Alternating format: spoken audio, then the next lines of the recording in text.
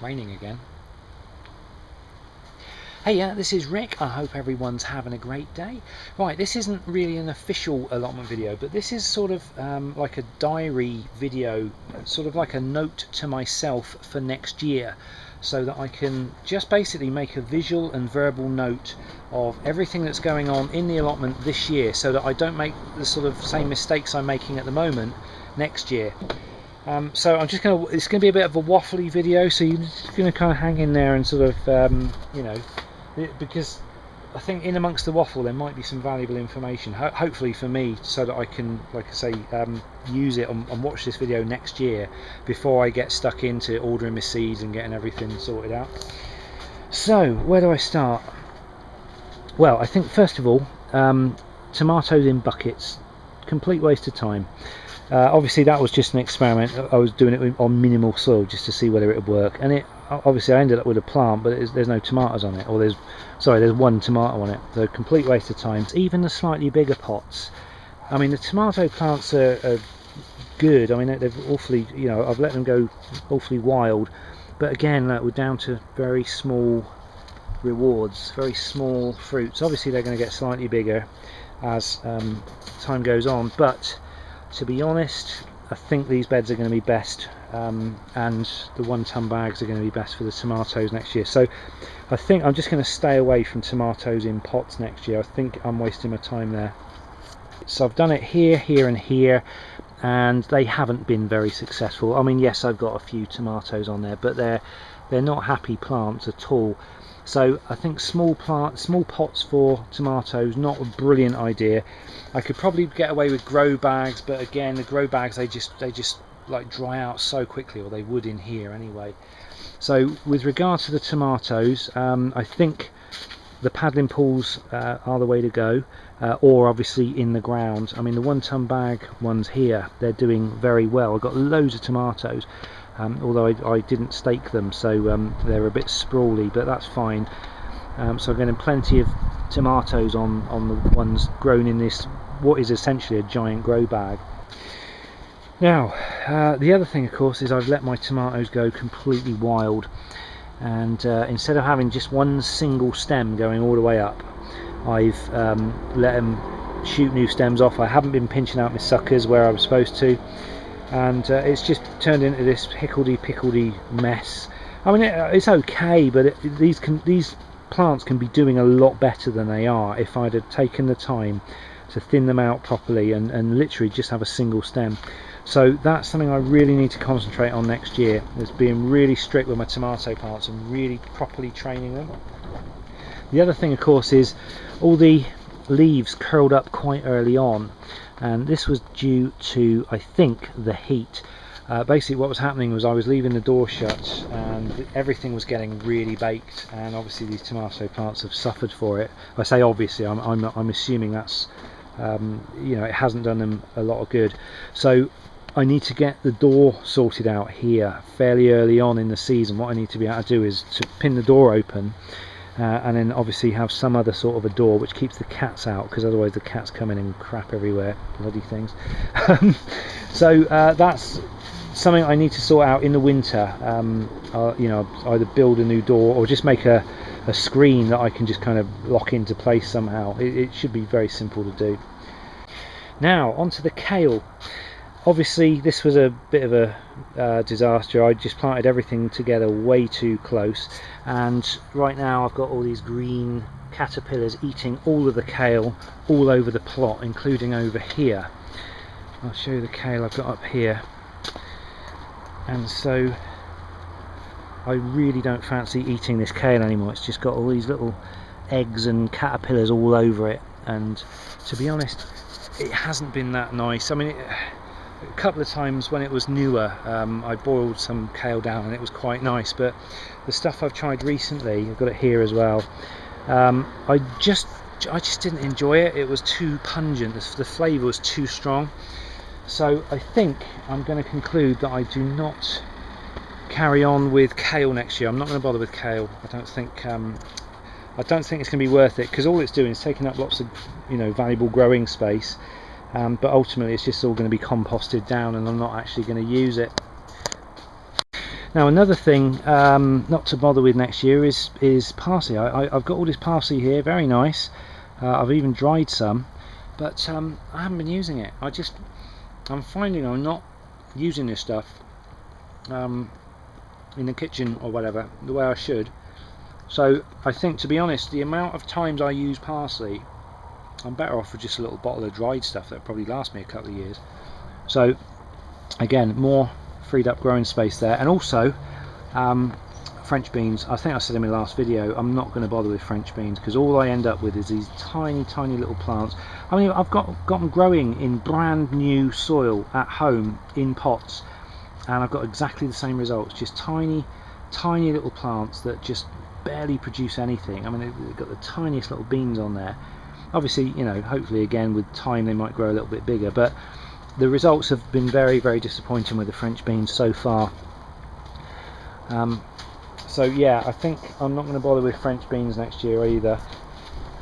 Now the strawberries have been a bit rubbish this year as well. All the strawberries I got from this bed, they were quite small and not very, I mean, they were okay, they were very tasty, but they were very small, they weren't very big at all. But what I think I'm going to do is I'll just leave this bed as it is and I'll let it sort of take care of itself. This will be my little wild strawberry bed, and I don't think I'm going to expand my strawberry repertoire any bigger than this. So you know, I'll leave that to its own devices, because I know these things reseed themselves, or you know, they plant little babies, don't they? So let's get rid of the bindweed, because that's not good. But yeah, I'll leave that to its own devices, and that's going to be the extent of my strawberries next year, I think. Another issue I got is cat crapping in the open beds, and I'll tell you what, look at this cheeky bugger. That was open, that wasn't on there last time. Look, even though all the rest of this was on there, I've still got cats crapping in it. I mean, that is what you call cats with attitude. Bloody things.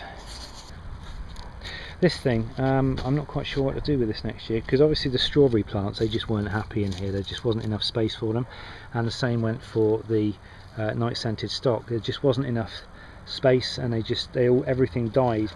So I need to find some plants that will grow well in very small area. If you've got any ideas, do feel free to let me know.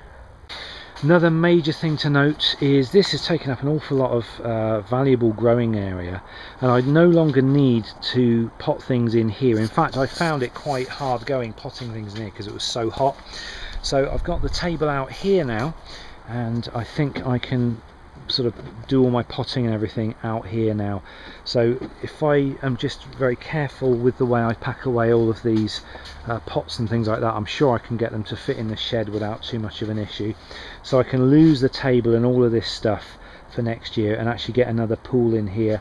And of course the other thing I was going to talk about was the grapes. Now I've got to say big thanks to Blue Star Dave for giving me hints and tips on grapes. And I just watched his recent video actually, and I just saw the grapes that he's got in his greenhouse, and they are enormous. They're literally about 3 times the size of these ones.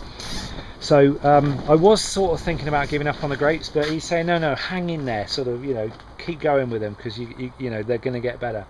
So I'm going to take your advice, Dave, and what I'm actually going to do, I'm going to scrap that grapevine, because it's just, I think it's diseased. It's just not, it's not happy, and it hasn't done much at all this year. It really, I'm going to let that one go, but I'm going to keep this one on, and all I'm going to do is I'm just going to have one single length of wood come from the grapevine, and if it grows any more I'm going to chop them off, so it just purely has the one vine, and I'm hopefully going to train that off eventually down the polytunnel, but I will be very strict with it, and I will trim back any other vines that come from it, so I'll just end up with a one vine going down the length of the tunnel. So it'll literally just be, you know, one piece of wood coming up here, so I can actually have another pool here and another pool here, so I've got 2 cool you know, extra growing areas. My theory is that because I covered this up at the beginning of the year, I've killed off all of the weeds, but I need to get through next spring to sort of judge how many weeds have survived. I think I've got rid of the couch grass, because when I rotivated this a number of weeks ago, I didn't see any couch grass rhizomes within the soil, which I did you know, when I was rotivating this in the early days. So, but at the moment I think I still need to keep everything covered. And also for next year, the fabric is rubbish. You need the plastic stuff. This fabric is it just disintegrates, and that's literally, it was good enough to just cover this up for the early part of the spring where everything was germinating, so it sort of did its job, but then it just disintegrated and I ended up with this big bald patch. So I think next year I'll probably need to get a little bit more of this stuff, and I'm going to cover all this up. Also, I've got a massive bindweed problem here, so I need to literally cover this end of the garden up probably for a full year, just to see whether I can tackle it. I've also got a bit of carpet. Oh, look at that, that bloody cat's crapped on my carpet. So yeah, I think this end of the garden really seriously needs covering up for at least one full year, and I'll probably bring it out onto the road as well. So, and maybe even incorporate some of this as well, just to keep some of those weeds from blowing over, because obviously that's an issue. I also had to add to the pot that runner beans, although they look fantastic and they provide abundant crops, I get absolutely sick to death of standing at the sink de-stringing all of the runner beans. Now, I have tried the non-stringy type runner beans, growing them before, but you still needed to string them. They weren't very good. So I think if I am going to grow runner beans next year, not to do too many of them. You know, I think I've done too many here, and I think in a month's time I'm going to be absolutely sick of the sight of them. And obviously the same goes for over here. Now at the moment these are quite new, so they haven't started producing beans yet, but obviously I wanted a quick growing plant to grow over the bamboo shack, but the runner beans that I produce from it, I think I'm just going to end up giving them away. I also may need to get some weed killer down on the grass here, because it keeps growing through, so I'll have to address that next year. Also, the cabbages I grew, these are, I can't remember the make of them, but oh, that one's gone rotten by the looks of it. But I took one home the other day. I harvested it from over there, and I cooked it boiled it in water for about 40 minutes, and it was really, really tough. Wasn't very pleasant at all, so I'm not quite sure what I'm going to do with those. I mean, I sort of made vegetable stock from it, so you can, like, obviously you can have the water from it, but eating the actual cabbage itself, it just wasn't very nice. So again, do I bother with cabbages again next year? Don't know, because I can't see me using those. The other thing, of course, was the lettuce. None of the lettuce did very well inside the polytunnel. It got too hot for them and they just bolted really, really quickly. Now I have planted lettuce outside, out here, and they're doing okay, except the little gems. That is the only little gem that I've got. I planted a row here and a row there, all of little gems, and the little gems didn't come up, so I'm probably not even going to bother with little gems in the future, because they just don't grow for me. And this here is all year round lettuce, and I've got like 1, 2, 3, 4, 5 here, and then nothing coming up here because I grew them all in there. However, I did have a cat decide to come along and crap in this as well, so I don't know if whether that had an influence, because he dug up an area. I thought I replanted him as well, but obviously it hasn't done any good. But peas, one of the things I should have planted earlier actually this year was peas, because I absolutely love the peas that we had from here last year. So I'm going to get a late crop of peas hopefully, and they should be really nice. But I think I'm going to go down to just a few select vegetables next year, because they're generally going to be the only things that I am going to use, apart from, of course, onions. That was the other thing. I had several bags of onions, but again they didn't grow very big. You know, the biggest onion I had was about this big, and again I think that's down to the conditioning of the soil. I think the best onions I got were from here. Now this soil was brand new soil, It was specially designed for raised beds. It was a combination of compost and topsoil, so you know it should have been reasonably nutrient rich, and it gave me some reasonable onions, but they weren't anything special, if you see what I mean. So soil conditioning, I think, is absolutely going to be the key for next year, but I think a lot of it is to do with growing the things at the right times. You know, when you've got intense heat, you don't want to have lettuce type things in here, but there again, if you plant them later on, you know, when weather's slightly cooler, then they're going to do really well in here. So I really need to make sure that I'm thinking ahead regarding the whole, you know, what to plant in the polytunnel, what to plant outside, what's going to handle the heat, what's going to bolt too quickly. So I need to factor that in next year. So awful lot of not gonna do's in there, but so the question is, what am I going to grow next year? What, you know, what is going to be good? Well, ultimately it's going to be about, you know, what I'm actually going to use. And at the moment I'm finding I'm not using half the stuff I'm growing. I thought I was sort of addressing that this year, but it just hasn't turned out that way.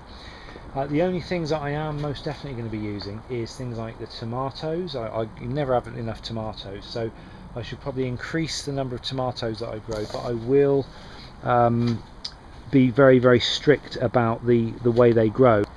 Also potatoes, I think I need to increase the number of potatoes I grow.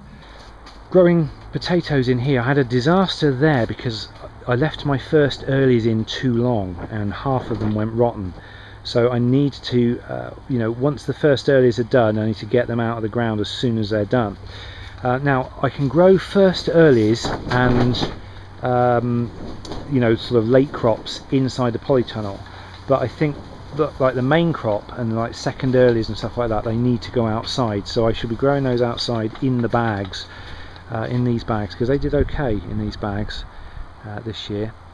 Not going to bother with the parsley, will bother with the basil, but I'll make sure that I grow the basil later in the season. I won't actually start planting it until sort of July time, maybe, well, late June, July. Not going to bother with French beans. I will grow more peas, and I remember to plant peas early. As for these, I don't know, and I may go for sweet potatoes as well if I have a success with these, and the same for tomatillos. Tomatillos. I've never grown them before. They grow pretty prolifically. I mean, that's quite a happy, healthy plant there. So whether I enjoy the fruits from them, I don't know, but if I do, then I may go for a bunch of those this year as well. So that's tomatillos. And of course onions as well. The onions I grew this year were a bit, I mean, they were quite small. They're okay, but they were very small, so I need to get more conditioning on the soil to grow onions again next year, and I will do onions as well. And I think that's all I'm going to do next year, apart from obviously the manual, you know, the actual landscaping stuff of covering that end of the garden up just to get rid of the bindweed sort of from there down. And obviously that square bed, that's going to be my gauge as to how well the weeds have been taken care of with having it covered over early in this spring.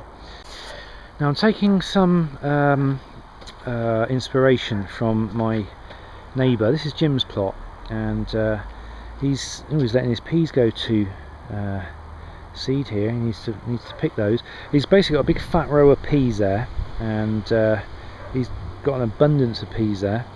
And I know Jim likes his potatoes. He does a lot of potatoes, and he's got a load over here as well. And I think he has all sorts of different varieties. So, but he grows his in the ground. Now I grew my potatoes in the ground last year, and they were such a pain in the bum to get out. They really were. To dig out. So I really like Dan's idea of growing the potatoes in like big buckets. So I think I'll probably I'll do that instead of growing them in the ground, because I couldn't personally get on with that. Sweet corn, that was the other thing. I wasn't entirely convinced that sweet corn was going to grow very well in like outside in the UK. Now we've had some really hot weather and some really hot sunny weather, you know, sort of really high temperatures, which as far as I'm aware is what sweet corn likes. And the sweet corn here just hasn't, even in that high weather, it hasn't grown very tall, and I've just spotted some over there as well, and that's quite short as well. I can't see any more sweet corn. I wonder if Elsie's got some over there. Yeah, see, Elsie's got some, but that again, it's all sort of, hers is only this high, so it's sort of, although it is quite early on, so obviously I'll need to check in on that later on in the year, just to see whether it's grown really tall, because when I grew it in the polytunnel it was really tall. But I don't know, I may have a dabble with some sweet corn next year. And of course the other thing is the fruit cage. That's something I've had on my mind for a little while, is actually building a caged area just like Jim's got here, and you know, sort of he's got like a proper mesh on there.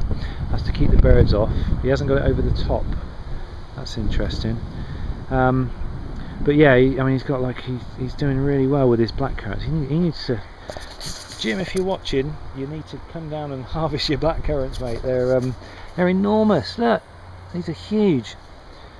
These plants, I'm guessing, have probably been here a few years and they've got really established. But it looks like you've got yourself a bit of bindweed issue as well, and that bindweed is just such a killer because it just chokes everything. But yeah, I think, mind you, this is quite a large area. This would take up sort of the whole upper end of my allotment, but I am thinking possibly something like this, maybe a slightly smaller arrangement. But yeah, I don't know, that's something to think about for next year. See, this is how I want my onions to be. This is Elsie's plot, and it's got some amazing sized onions there. If I put my hand there, you get an idea of how big these onions are. And mine were about a quarter of that size. So, mind you, Elsie's been doing this plot for years, so like, you know, the ground is really well conditioned and really well tended. I'm sort of starting from scratch. So there we go. I hope that was useful to me, because don't forget, this is notes for me for next year. I need to watch this video sort of around January time, so that I know, this is like a reminder to myself, just so that I know what to do and what not to do. There will probably be another one of these, and I'll probably even string them together somehow, link them together on the website, because obviously I want to cover these, and if anything growing here really, you know, really takes my fancy, then I may get involved with doing this stuff again next year. But yeah, that's all I can think of right now. So there we go. So thanks for watching. I hope it was useful to someone, and I'll see you in the next video. Take care.